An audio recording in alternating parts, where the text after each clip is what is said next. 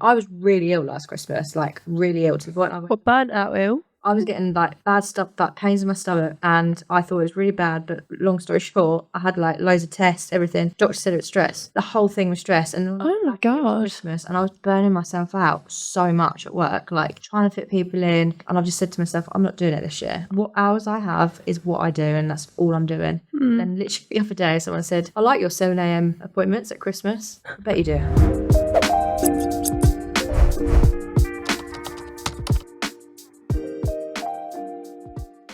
Hi guys, welcome back to episode 3 of the Mr. Barbers podcast. Today with us we have Maria Novikov today. Thank you so much for coming in.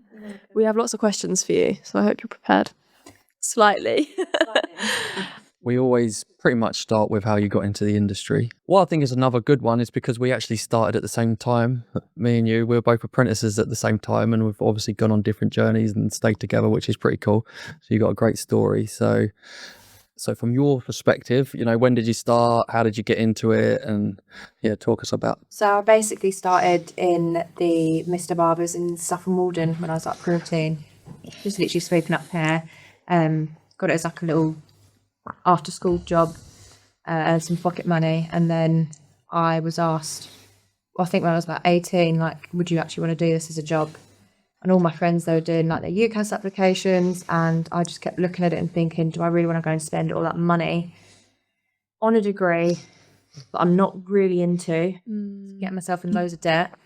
And at that point, I'll be honest, I didn't actually know what I wanted to do with my life. Like, I actually felt upset with myself that I had no career. What age was this? Sorry? That was when I was 18. So obviously I was at Mr. just sweeping up, like obviously in the back of my head I didn't think I was going to be wanting to cut hair. How did you, let's go right, so how did you even get to start sweeping up? You just popped in on the off chart? Because people might be watching and think, oh, how do I even get to that point? Like, did you just pop in on a Saturday and said, have you got any Saturday jobs? Or? It's actually quite a funny story. So there was 3 people in the year above me that worked at the Saffron Walden shop, like sweeping up and making teas and coffees.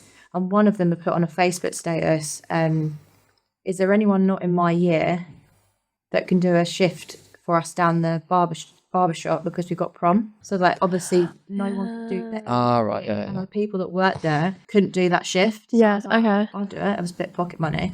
So I messaged the girl and she said, I'll just go down to the shop. And yeah, I literally went in there and I got it. And I think I remember cleaning the toilets once and they're like, you've got the job here. Like, you need to stay here. Yeah, we like you. And who was that then? Who's the first person you saw me? No, yeah.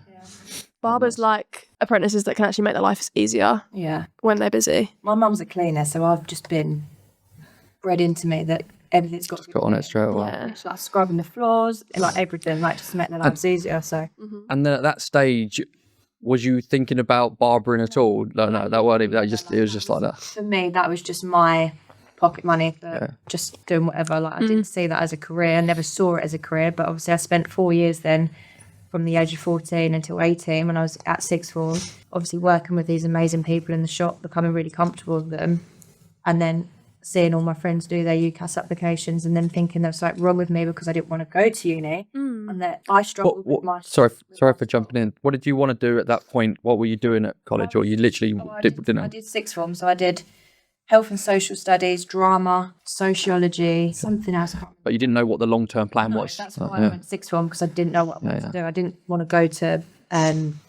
college and do one specific thing because I didn't know what that one specific thing was that I wanted to do. Yeah. I kind of thought I was going to go down health and social care, but I didn't really want to do that. But again, I was just pushing myself to do it because everyone else was doing uni. But 14 to 18, you hadn't cut hair at all? No. You would literally just sweeping up hair. But the whole barber shop and the clients would have got to know you at that point. So would you say you've always had a work ethic from 14 that obviously pushed you to keep probably going to the barber shop?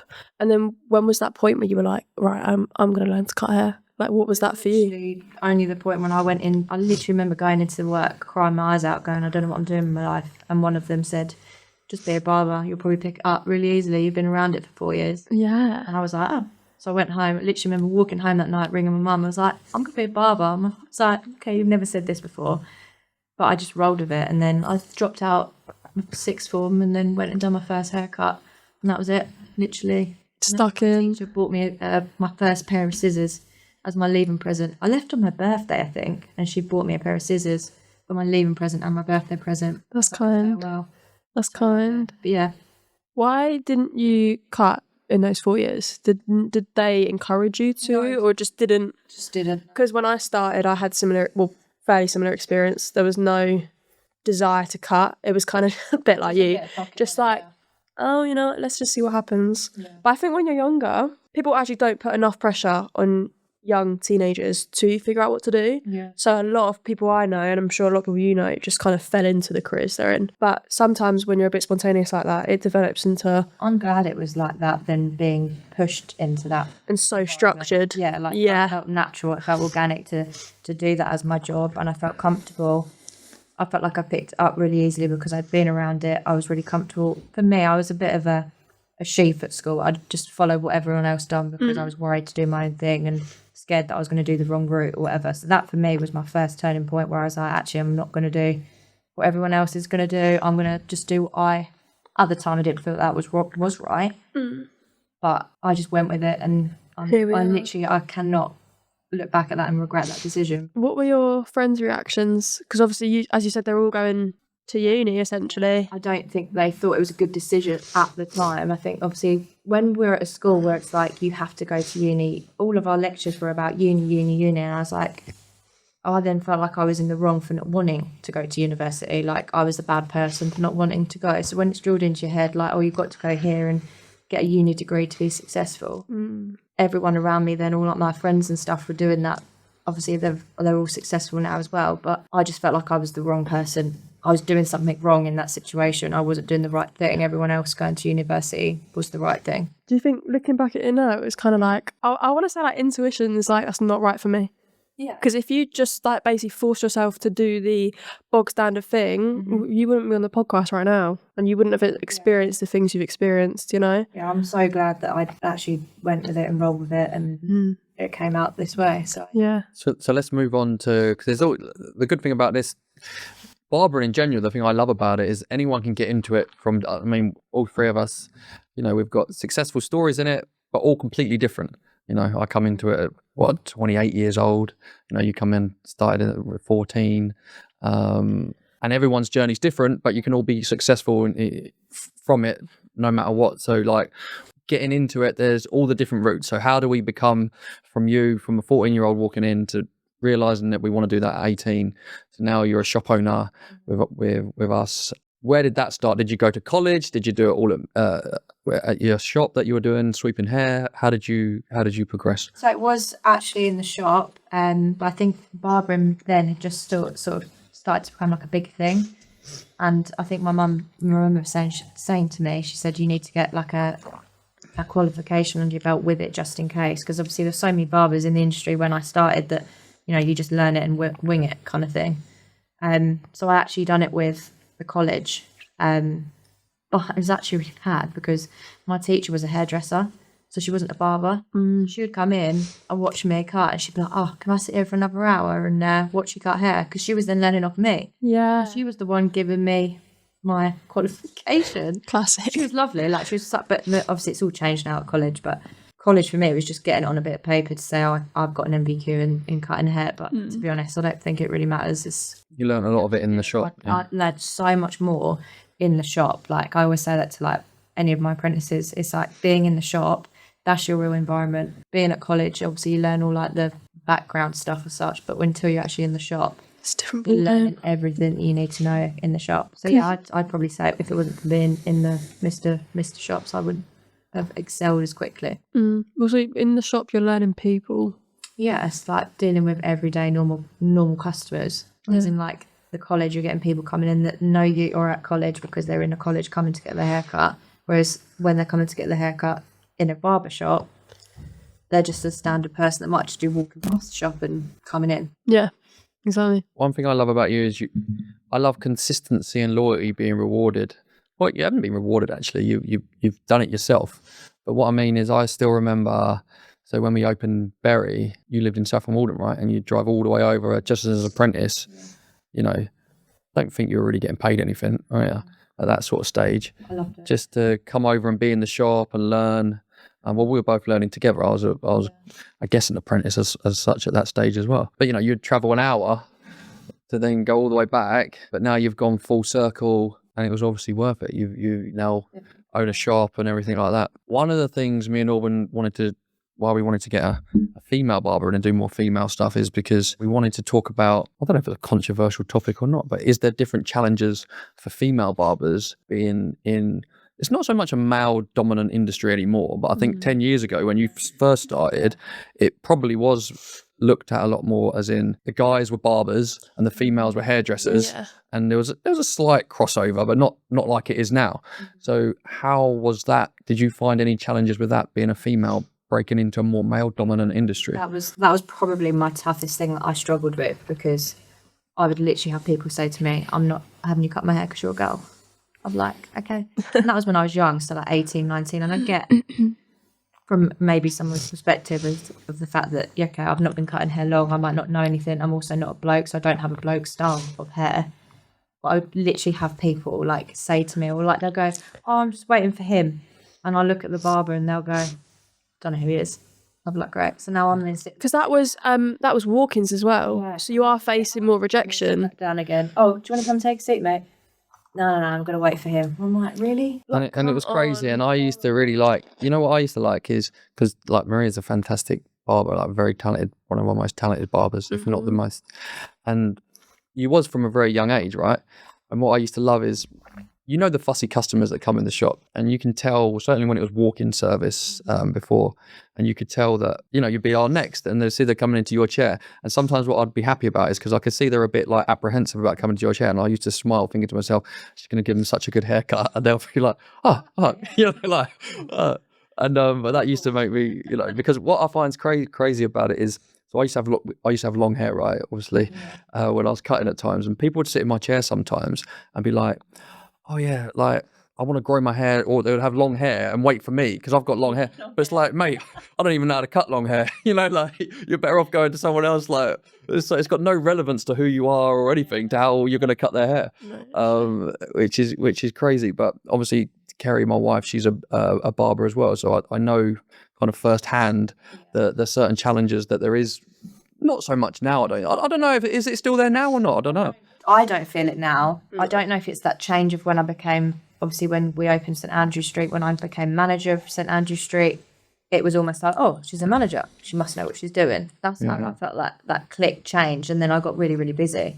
So I don't know if that then, entitlement to your job role makes it more, it shouldn't be the case at all. But I think, if I was to talk to myself when I was younger, I'd just say, just keep smashing through it. Because I used to just go home sometimes in tears, like thinking, why am I doing this? Because I just feel like I wasn't worth being there sometimes. How old were you during that period, can I say? Probably like 19, 20. So Still just starting. Just started. But I think when you have just started something, it's a big leap of doing something like that. And then you feel like you're being knocked back. But yeah, obviously you just follow it. And I don't know if you remember, but I do, because we both cut at quite similar times, right? And you were a better barber than me. And when like I remember I started cutting before you. We started at pretty much the same time, right?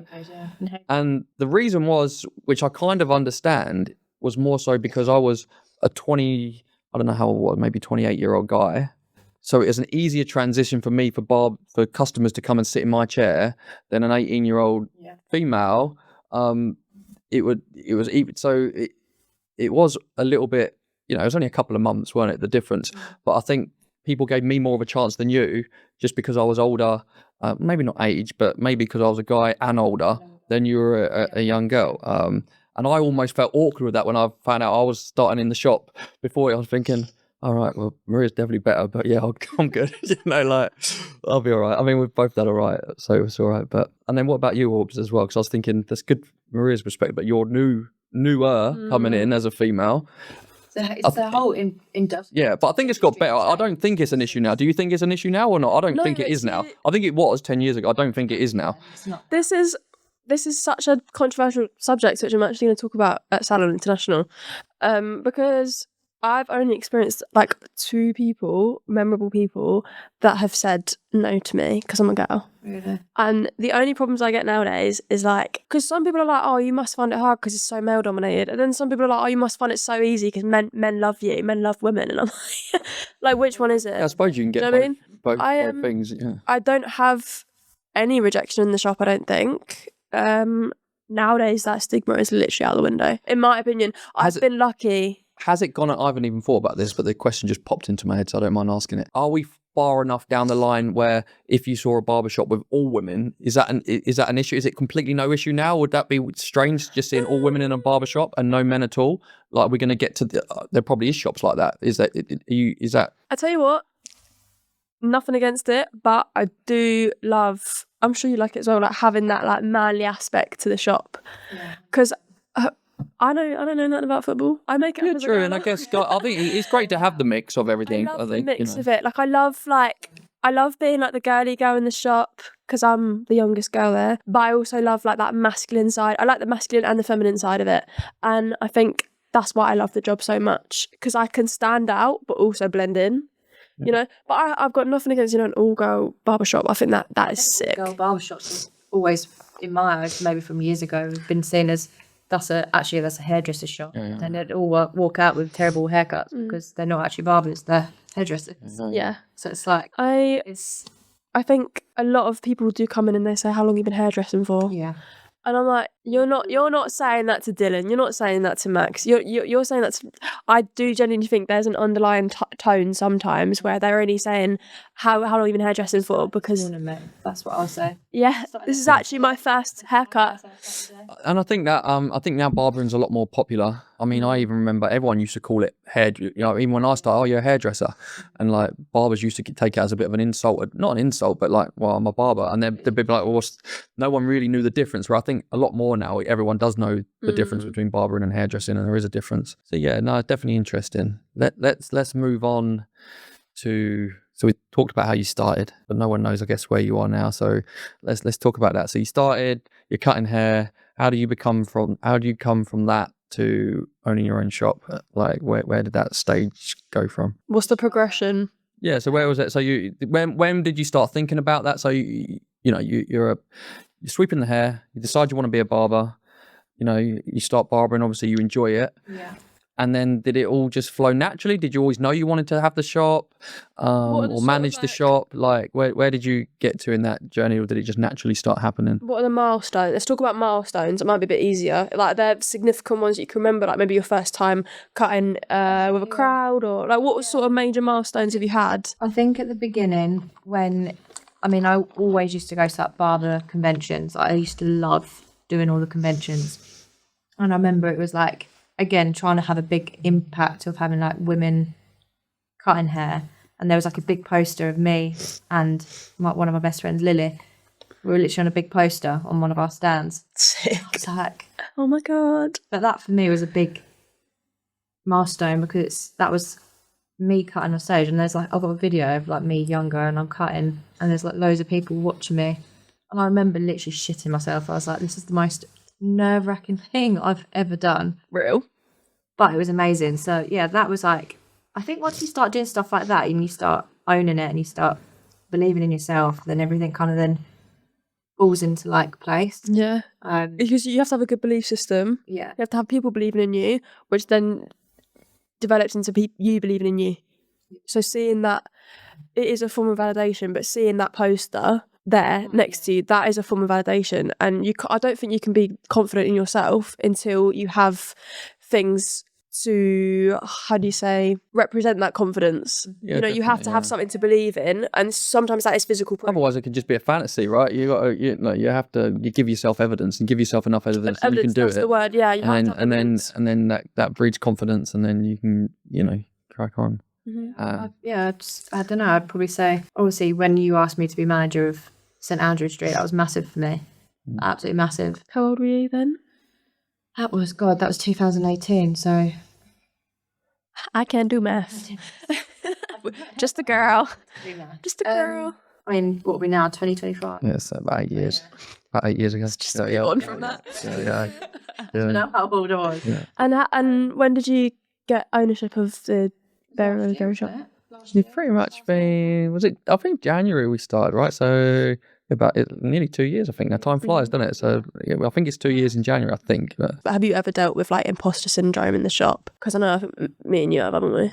What is in with Like, you know, customers? it's a good Yeah, question when to you ask, because first basically start. me and Auburn were talking, because, well, let's go right back. Before I was coming on today, one of the girls at work said to me, I'd like to do sort of podcasts and talking and that. And then she says, you're so like, I wish I could do that kind of thing. And I said, trust me, like, well, not so much, everything's hard, but my point is, we think sometimes that people can just do it. Like, I get just as nervous as everyone else, and I get real, like, anxious, nervous, imposter. Even now, still when I cut hair, if I have like a customer maybe that I don't know and is awkward, like, I still will get sometimes like this sort of self-doubt, and I've been cutting hair, 10 years or whatever. And I used to get it lots. Like, I was telling all when there was a time where I said to the guy, I need to go to the toilet, but I didn't really, I just needed to sort of compose myself a bit, because I just felt like, I guess this, It can be overwhelming. especially in the barbershop, you've got the lights on you, everyone's so fussy now, they get a picture out of how they want their hair to look, and you're thinking, Jesus, mate, and you felt, Photoshop. yeah, it's like, yeah, It's AI. and and and you think if you don't do a good job, people are now putting pictures on. I mean, I don't think we ever do a bad enough job that it'll get to that, but you know what I mean? There's more pressure on it now than ever before. You want to provide a good service. Everyone's fussier than ever. I mean, even when I was just starting, but I think maybe 5 years before that, everyone just had the same haircut. No one really cared. Everyone had a 2-packet size, flicked up at the front. That was it. That's all I read. Like, it's like, and I remember then people talking about have you ever done a 1 grade? Because like, that was like the skin fade back then. It was like, 1's well, because you have to use a 2 and then go in between the 2. Because, So, Barber was pretty simple, and then now there's all the extra pressure on it, and there's nowhere to hide. You're under the lights, you're in the middle of the shop. Back when we used to do walk-ins, there could be 15 people. I've got a funny story. on that, actually. If we got time, I might do. But yeah, so did you ever go through them, or have you always been quite confident? Because to me, again, but we don't know the person, you always seem someone that's very confident in your cutting. I don't think I'm confident. I think it's taking pride in it. I think if I wasn't self-doubting myself, then I wouldn't care about the job. Does that make sense? Pressure is a privilege. Yeah. And like, You taught me that. I'll say it sometimes to the boys at work. I'll be like, isn't it weird? Like, I have like a moment in my head, I'm like, I can cut hair. Like, some people can't do this. I do this all the time. That not a lot of people can do. And you're doing it like you're driving pretty much. You're just not thinking. It's a standard thing. Like, people come to us for haircuts. Like, they trust us with the way they look. I don't doubt. I obviously feel confident in myself on cutting, and obviously, like you said, Mark, there's all these new like styles and stuff. And back in, I don't know, 3 or 4 years, I probably would have shit myself if someone came in and said, "Look, this picture of this haircut, I need to go home and have 3 to 4 working days." What is a burst fade? Genuinely. Googling it quickly, like step by step. Put an AirPod in.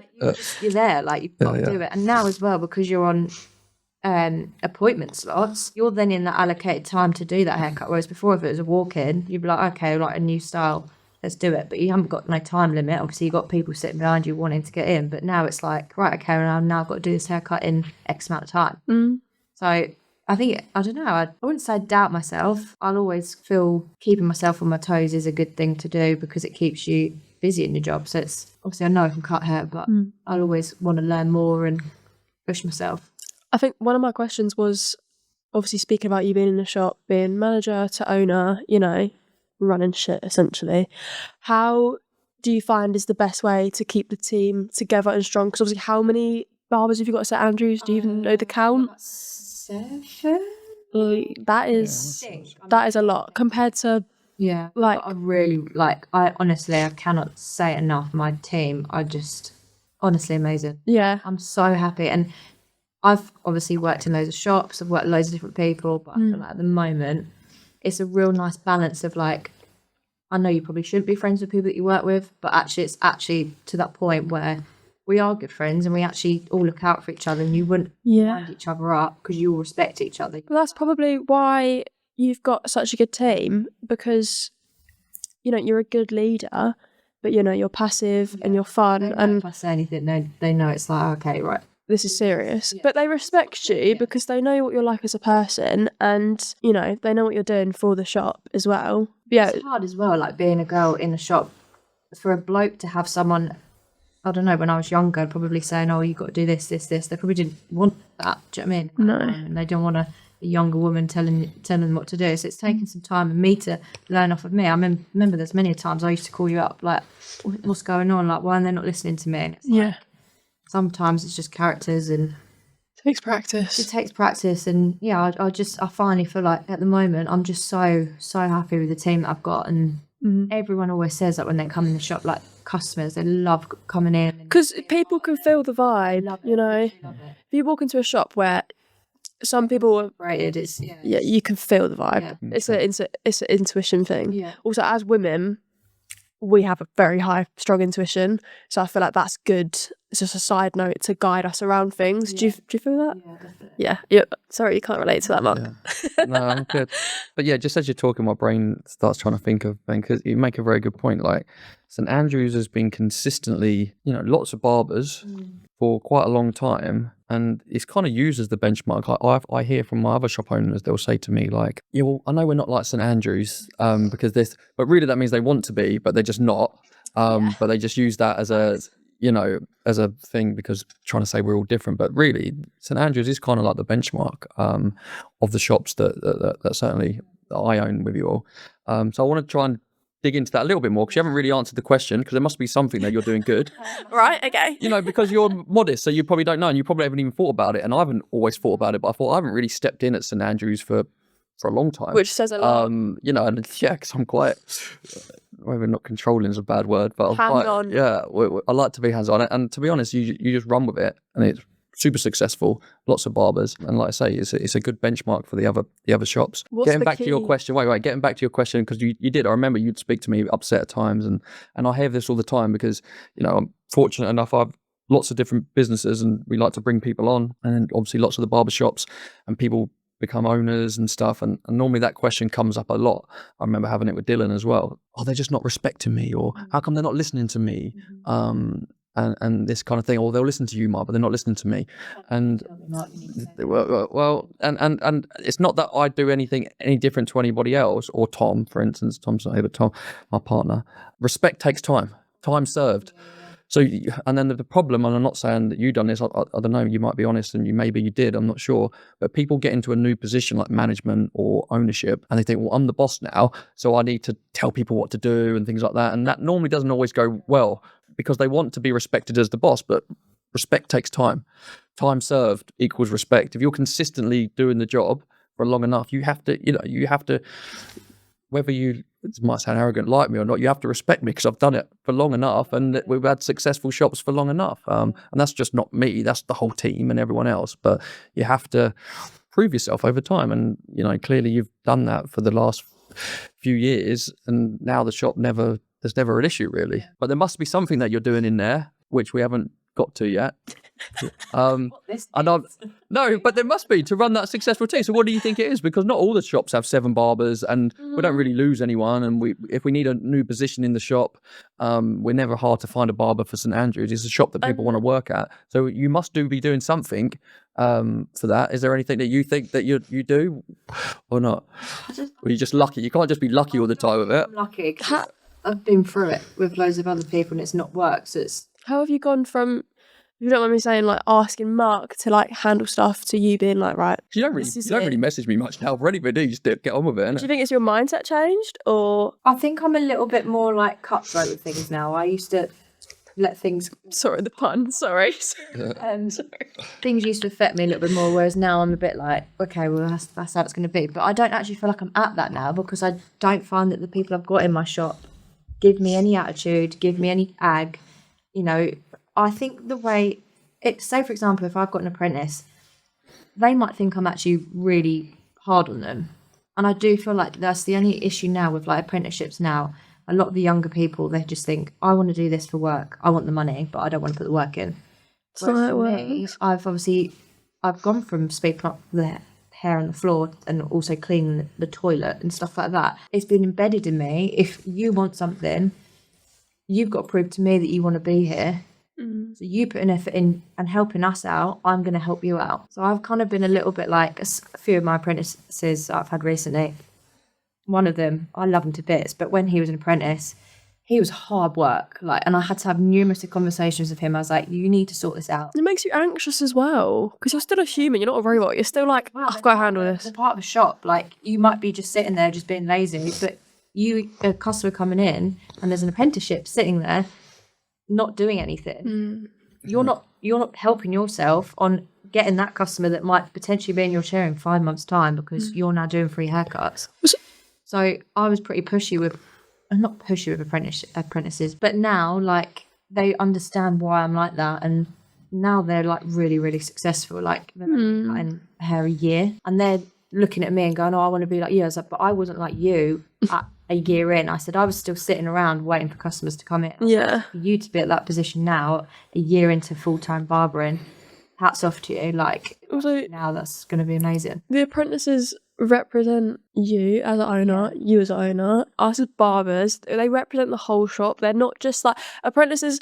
There's a stigma that they just do the dirty work. No, they actually if my apprentice is, it's not my shop, but if my apprentice is sat on their ass pretty much, not doing anything, how does that look on us as a shop? Yeah. We're a small shop in Sudbury, right? And honestly, some of the apprentices, I have to repeatedly say, you need to sweep. Because you've got some apprentices that before I've even taken the neck hairs off, they're ready with the broom, and you've got the other ones where I'm like, can you sweep? Can you sweep? Or can you sweep well? Because I'm going to have to do it again. And I don't think they realise that little job in itself is actually massive. It's actually a big job.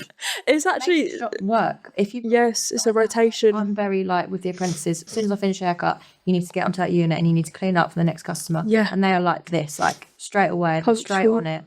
And then they get back to where they stand and they'll watch the haircuts. And that's how I want it to be. And I like the fact that they respect the fact that they know that being like that is That's the role. you. Yeah, it's not just sitting there on your phone. And also, someone like me, and probably you, I notice little things. So when I go in the salon to get my hair done, or nails, eyebrows, I notice when something's not running as it should. I already know in the shops from the obviously I'm busy. I don't have time to discuss and talk to everyone, and I know from who's going to kick on, I'm already thinking who my potential managers could be, who my potential shop owners could be. No, they don't have to work with us. They can go off and do their own things. We've trained apprentices up and they've gone on and been successful and opened their own shops. They don't have to be ours. But I already know who the successful ones is going to be, because how you do all them little jobs matter. That's how you do everything else when you become cutting. And the ones that just sit down, go on their phone, I just ain't got no time for them. It's But we were discussing this earlier in the car, because a lot of apprentices that are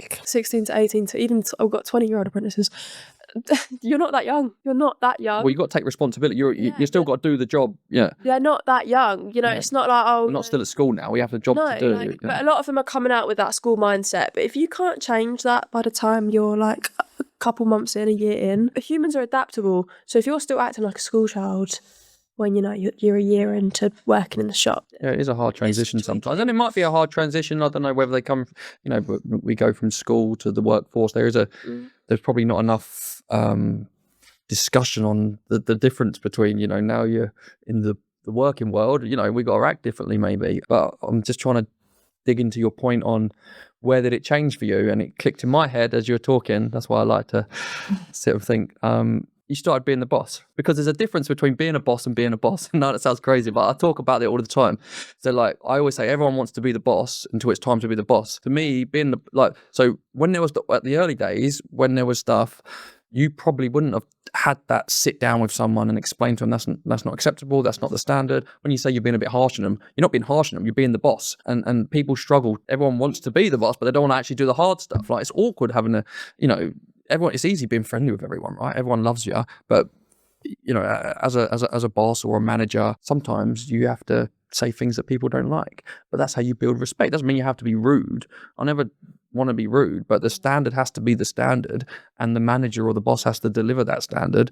And at times, people don't want to do that, but no one's going to if you haven't got no standards, no one's going to respect you. And I actually think in the workforce that people like roles, responsibility, standards, because everyone knows where they're at and they can see their progression and stuff. Otherwise, success can't happen. If you don't set the standards, then they'll set their own standards. And then getting around, it's like if you come into a barbershop as the new boss, and they've been basically doing a crap job for the last 6 years and having to flip that round to your standard. So if you don't set the boundaries from day one, it's harder. And obviously you slayed it, so you've got no problems. Let's talk about the difference between, because you obviously when you started, Maria, it was walk-ins, and now we're appointments. What do you prefer? Why? Give us a bit on that. Definitely prefer appointments. Walk-ins was horrific. Never knew when you're going to have your lunch. You never done walk-ins, do you? We always talk about No, where you never done everyone walk-ins. talks about this. Yeah. I always feel so left out, but actually, That's proper barbering, though, say. yeah, I got it easy, guys. No sexism, lunch breaks. I'll never forget. One time I was cutting hair and it was walking. There was like 7 people in the shop, and I kept going, right, after this haircut, I'm going to have my lunch. Another person will come, oh, right, okay, one more, because I don't want the queue to keep like adding up. And I literally was like, right, so I'm going to go out. There's like 4 people waiting now. We had 3 other barbers in. I'm just going to run up and go grab a sandwich. And I walked out the shop, and this bloke was walking to the shop, one of my customers. Where are you going, love? I said, I'm going to go get my lunch. He went, nah, tell yourself back round. He said, you're going to cut me hair. He said, I ain't got that long on my watch. I've got to basically go for a meeting. And I just literally turned around and went back in the shop. And We should have told him fuck off, really. Yeah. But now, like, no way. Like, if I finish at a certain time, I finish at a certain time. Yeah. And then it was like, that was your bread and butter. Like, you needed to have, if I didn't do that, I'd thought maybe I might have lost him as a walk-in. And obviously, again, for me, building up my clientele was so hard. So having that one person that did want me to cut their hair, me to cut their hair, I was like, well, I've got to take this opportunity. But I actually was saying to him, I was like, that's actually really pissed me off, mate. And then after that, I didn't eat the whole day. That's not good. But actually, It's so bad. do you find? I don't want Yeah. barber. If I don't eat enough or eat too much when I'm cutting, I actually it ruins the rest of my afternoon. I honestly, appointments now, I know when I'm going to start. I know that I've got my lunch break. I know that I finish at a certain time. If I want to block out a certain time to finish early, maybe once in a blue moon, I can. Don't get me wrong, it's hard because even then with the bookings, it's like one after another. It's literally relentless. I don't know what you're like at the shop, or what your bookings are like, but it's literally like for me, I've got no gaps at all. I'll have the odd few hours. Like the other day, I had a few hours where I had a cancellation and no one booked the slot, so I just did admin. Yeah. So I don't like to just now and then I'll just sit there, but I do like to still be productive. But you've got shop if I've got if no one turns up. Oh, you're better than me then. No, but you've got how many years of clientele? About 12. Yeah, I've got 3. And that's what I mean. Getting there. With all our managers and owners, it's quite a good topic, the relentlessness of barbering, as in, not that anyone should, I mean, all industries are relentless and hard work, but, people don't see that. Especially, I guess, the challenge as a barber going to manager and then owner is, by that stage, you've built up a massive clientele, right? So anytime you've got anything on the booking system, them slots are gone. So, and I think that's a really hard transition, because I see it all the time and I'm a big advocate of it. I was like, I try and have to tell, you have to block space out for yourself. Otherwise, That's where I struggle. And that's where everyone seems to struggle. But that's where, I guess that was the biggest thing that moved me forward, actually, in the business thing, is getting over that. Because what used to happen is, like you say, when I become own the shop, when it was the walk-ins, and I'd think, I've still got to get home, I've got to sort some admin out, I'm meant to have a call with the accountant or something, or I'm meant to be doing some bits, but we're really busy. I just thought, and if I leave, everyone's going to say, oh, he can do what he wants. And I thought I'd walk out, and then the customers are all going to be moaning,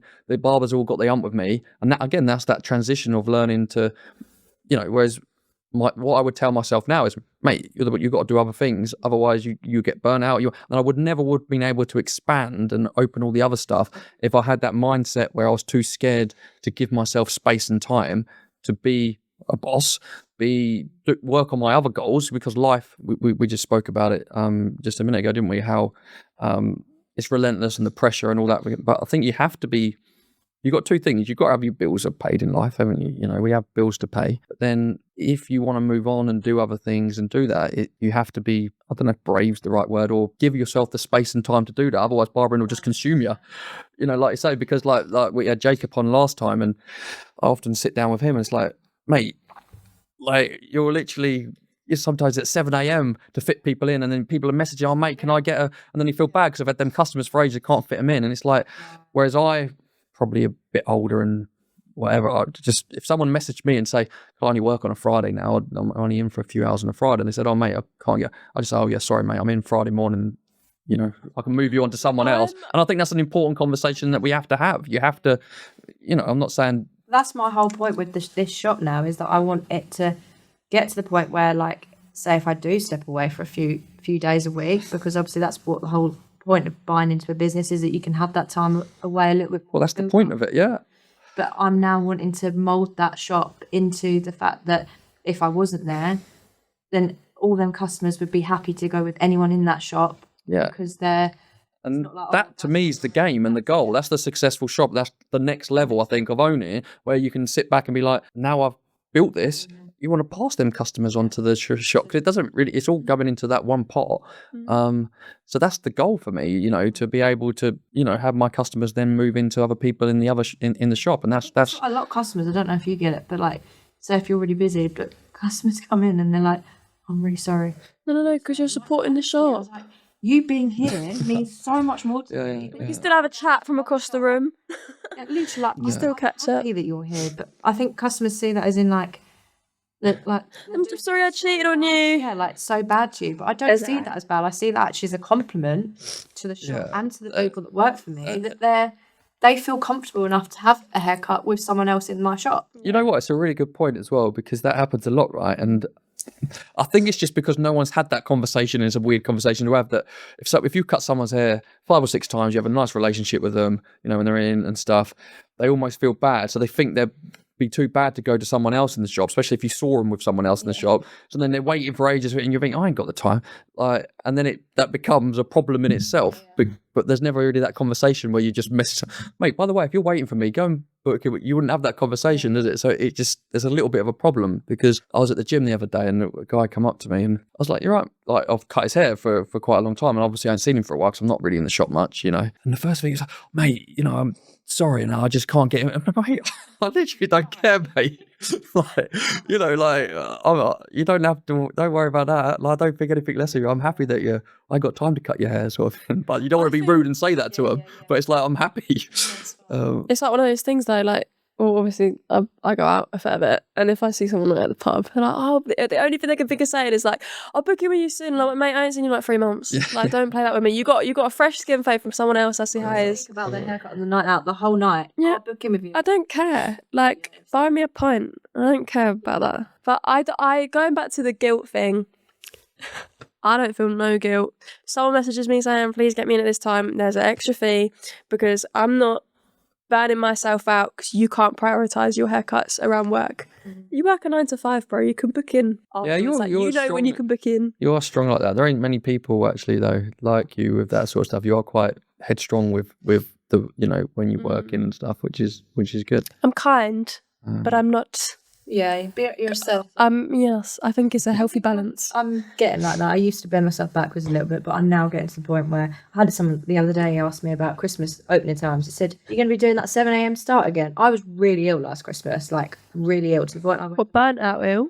I was getting like bad stuff, like pains in my stomach, and I thought it was really bad. But long story short, I had like loads of tests, everything. Doctor said it was stress.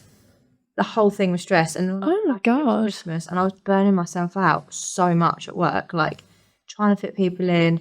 And I've just said to myself, I'm not doing it this year. What hours I have is what I do, and that's all I'm doing. Then literally the other day, someone said, "I like your 7 a.m. appointments at Christmas."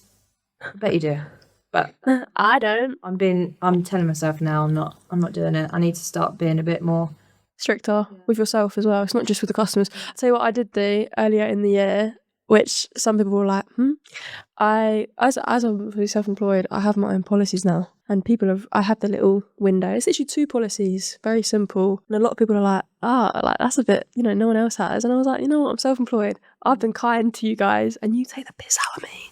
Like, you know, like the hair powder. I get like 15-year-old kids coming in with like cement in their hair from the hair powder. And it actually affects my scissors. It's not an ego thing. No, I can't texture properly. I can literally, like, it's a barber thing. You can literally feel when your scissors aren't cutting properly, can't you? It's a barber thing. But yeah, so this year, even though I'm young, I'm a lot stricter with myself. I'm not burning myself out anymore. When I edit videos, which I do a lot of editing, I try keep it out of the house, so I'm not bringing work home, because I want to set this up for myself. So like when I'm older, like I'm learning, like Dylan, he's burnt himself out so many times, and I've basically learnt through other people not to overdo it, because when I do overdo it, I don't know if you guys feel the same way, I don't feel my best. I don't feel myself. I feel like I'm not giving my all to this conversation with my customer because I'm so fucking tired. A lot, like people, because when it is consistent, it's one after another, and if you're chatting away, like you've got to sustain that, because you don't want to be seen talking to one customer and then the next customer comes in and you're not holding a conversation. So you've got to have that rapport with them the whole time. It's hard. And I think the burnout comes in genuine life when you're doing the things that you don't want to do. So not that you don't want to barber, but when you're doing extra stuff that you don't want to do, then that creates stress, and then the stress creates burnout. So I'm very strict on that. I do, I set up my life how I want. No, but it's an important question, because because this is what I see from people, and then sometimes they'll do loads and then they start hating the job, but it's not they're hating the job, they're just relentless, doing too much at times, and then you quit. Because if you're unhappy, then you quit, and then you go and get another job doing something else, where if you actually just took a little bit of time or break, and you'd probably get the passion back, and you'd actually be happier and you'll do more. But so I think it's important. You've got people that rinse being self-employed and rinse being self-employed. So you've got people that I think, I'm self-employed, I'm gonna take a 5-hour lunch break, or I'm gonna do a 2-hour shift. You've got people that take the absolute piss out of it and forget that you're actually working with a team.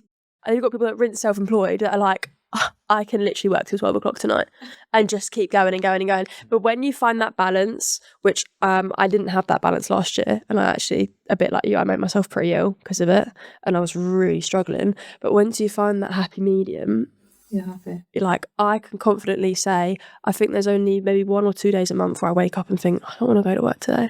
I don't go to work. I like getting up, getting glam, picking my outfit and like seeing my customers, and I found the passion for it, and I've moved away from that like facade of like pretending to be like super bubbly and girly and stuff, and now I have like that happy medium, and I can confidently go into work and like be happy to arrive, whereas so many of my mates are like, oh, I've got work tomorrow, and I'm thinking, yeah, same. But I'm actually buzzing. So what's next, Maria? Where we sort of coming to the end, have you thought about that at all? You just where you're at, other shops sort of put you on a spot a bit here. Do you ever think about that, or the stage stuff that you said you've done before? Is that you're not interested in that anymore? Like, where's the industry going for you, sort of thing? Like, what do you want to do? I don't really know. Really, I feel really content with the shop, like having that and structuring that, and maybe potentially coming away a little bit more and watching everyone in the team grow. But I'd like to own another shop eventually. I don't know about you, but I would like to own another one.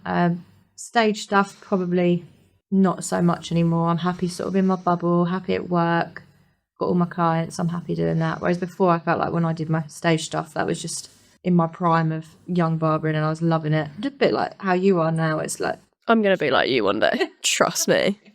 No, but I look at you and see you doing all your stuff, and I'm like, I remember that feeling of having that buzz of like going to them shows and seeing and meeting people. I loved it. But I feel like I've learned a lot from that, and now I'm kind of nestled now and focusing on the shop. But yeah, I just sort of focus on the drive for St Andrew Street and going from there. Yeah, I think that's really important, being able to. Sometimes I think we worry, thinking, I'm not sure what's next all the time. Like, there's not a direct path, and then we get a bit stressed with that. But being happy and content where we're at, and just seeing how it goes, and building gradually without the pressure, is also a really, really good place to be, I think.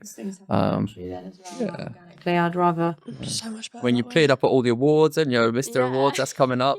But have you won every award on there? I think you pretty much haven't. Yeah, get a shelf at work now. We're talking about that on the way here. So there ain't too many other things really within the brand. That was episode 3, guys. Thank you so much, Maria, for coming on today. You can find out all our information in the description below, and our social medias will pop up along here.